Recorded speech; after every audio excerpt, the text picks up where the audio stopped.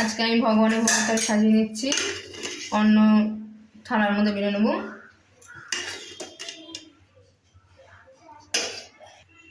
আজকে আমি নতুন একটা আইটেম করেছি, কলা দিয়ে নিরামিষ হচ্ছে মাছ রান্না করেছি।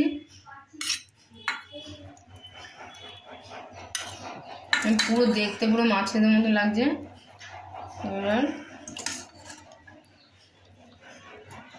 এখন আমি এটা ভগবান থালিতে দিয়ে দেবো।